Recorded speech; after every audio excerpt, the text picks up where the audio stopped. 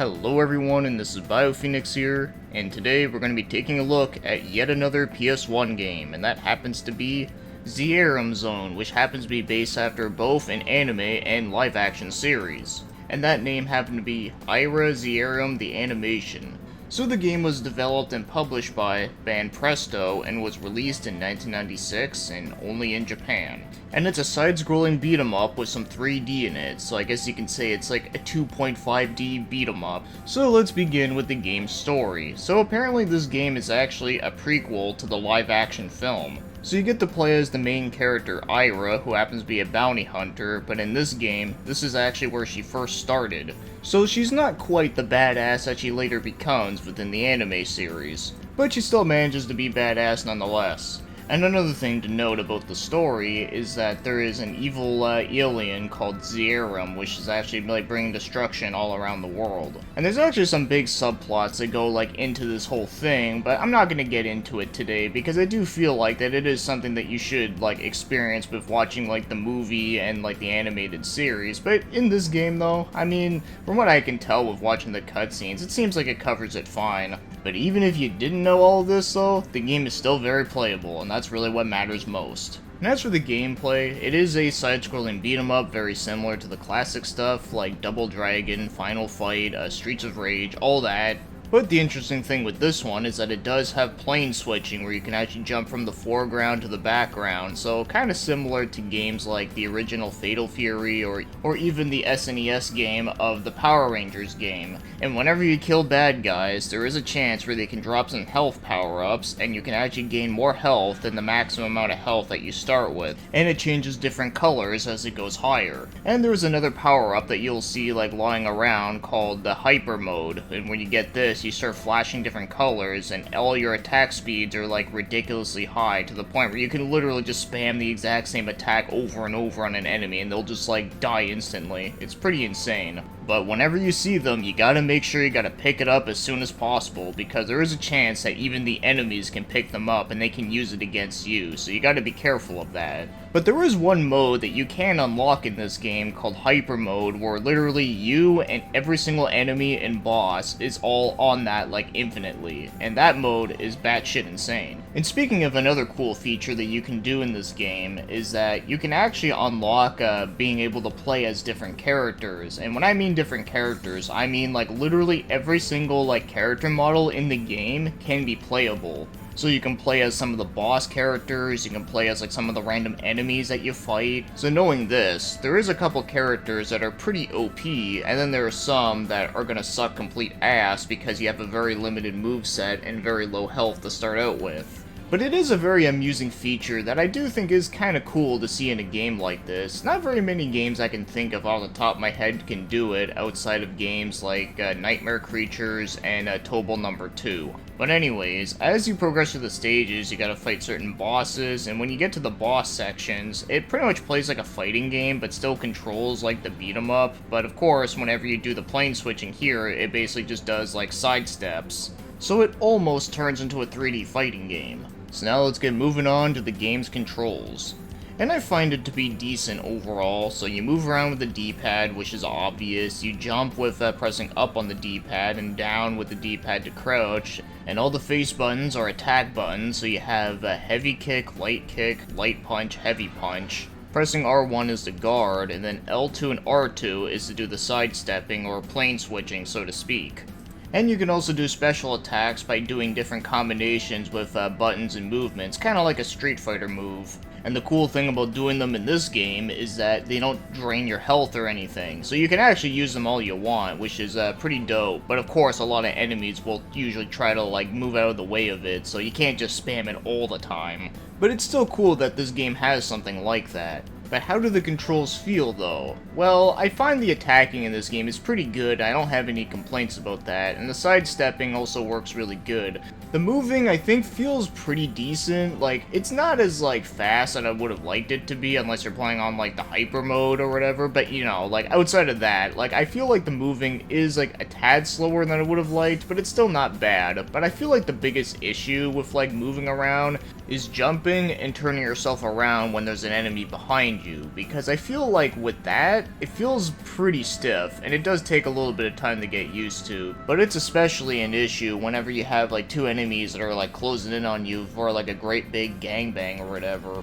But yeah, the hit detection for the most part is actually pretty decent as well, and I don't have any complaints with that. And yeah, I actually do think outside of that one thing I mentioned with like the turning yourself around being a little bit stiff, it's not bad control-wise. So now, let's get moving on to the other things, like the graphics. And the graphics for 1996 standards, I think are actually pretty good for this type of game. Like, I think the game actually looks pretty bright and colorful. I like the character models. In fact, for anyone that has ever seen, like, the anime or the live-action movie, you would know that all, like, the character designs in them are pretty damn awesome looking, where you get a lot of really cool, intricate details, and there's some really cool, like, you know, hand-drawn animation, and of course with the live-action, there's a lot of really cool, like, costume work and all that.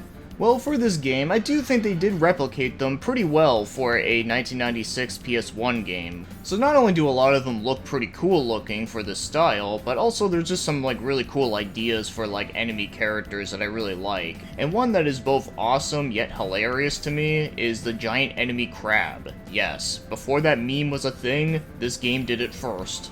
But even outside the character models, I even really do like the background graphics as well. I think all like the set pieces are really nice looking as well.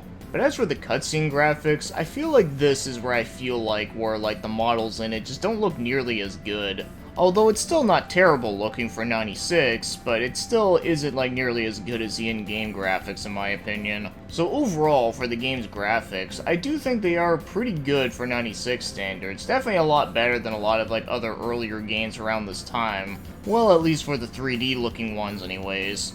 And now, as for the game's music, the music in this game, I think is alright. I mean, it does fit the game very well, like it does fit with all the set pieces that you get to go to, but a lot of it is not, like, very memorable. But there are some pretty cool sounding songs, but nothing that's, like, crazy out there, or, like, anything that's, like, unique, or anything that's, very catchy. But it is serviceable, and it does work fine, so I don't have any, like, huge complaints with it. Like, I don't think any of the songs are terrible by any means, but I did wish it had a little bit more, like, kick-ass type tunes.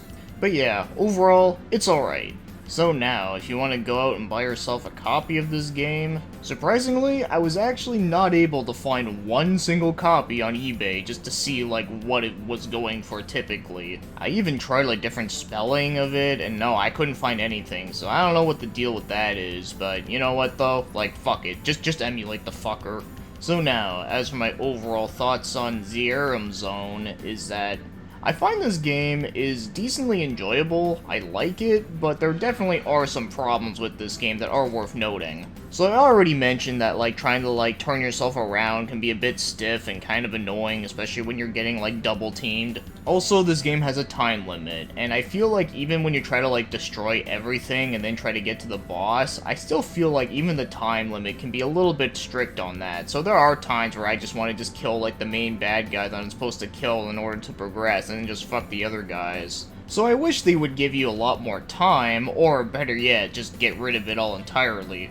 Also, with the game's like camera and perspectives, some of them are actually kind of cool because they make the game look, you know, cinematic, quote unquote, but at the same time, I do feel like there are some camera angles as you're walking around where it does get like in the way. Like there are times where it makes like a big close-up on your character, and there could be like enemies that will like pop right up and they can just attack you and you can't even see them. So that's another thing I really don't like. And as for the last thing that I can think of is Stage 3, the Bioship. Now, you think of a level called Bioship, you think I would love a level like this because of the name alone, but nope, I fucking hate it. This level is definitely the worst level in the entire game, and it sucks because it's like the third stage into the game. This one should have been like near the end, or at least, you know what, they should have just had more enemies in it. So here's the way how it goes.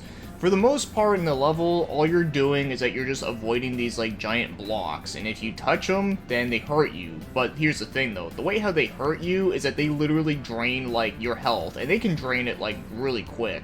And especially when you're in a moment where you have like two blocks like almost touching each other and you get stuck in there, yeah, you can lose like almost your entire health bar from that. Just from making one simple mistake like that, and I fucking hate that. And going back to what I said about how I wish there was more enemies in here, Yeah, there's barely any enemies that you have to fight in this stage outside of like the sub-bosses, and for that reason, there's barely enough chances for you to gain some health. So whenever you get hit by a block and it takes up like a shit ton of your health, then you just gotta live with it, and it sucks. But every other stage in the game, I really didn't have much problems with, but this stage though, like, always like fucks me up, especially when I play as some of those like other like enemy type characters. Honestly, that stage like basically breaks the game if you play as some of them. So it pains me to say it, but yeah, the bioship stage is just fucking awful. So knowing all this, would I recommend this game? Well, I would say it is worth trying, because I do feel like if you do like side-scrolling beat-em-ups, it is a pretty decent one that is like kind of fun here and there, but it definitely isn't like the best that's on the system though.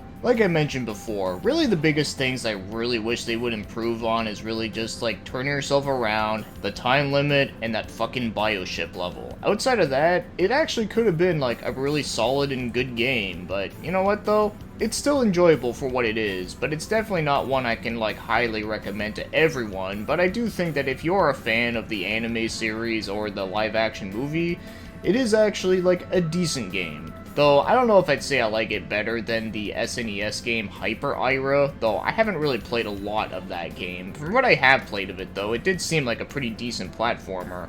I might have to look into that one in more deep dive at some point, but yeah. Anyways, as for Zeiramzone on PS1, flaws and all, I do like the game for what it is, even though it could have been better, but it is probably one of those other games out there that I probably do like more than what most people would give it credit for. But I still don't think it's no means a bad game at all. In fact, I think it can be enjoyable when it does have its good points. So with that being said, thanks for watching and commenting, and have yourselves a great day.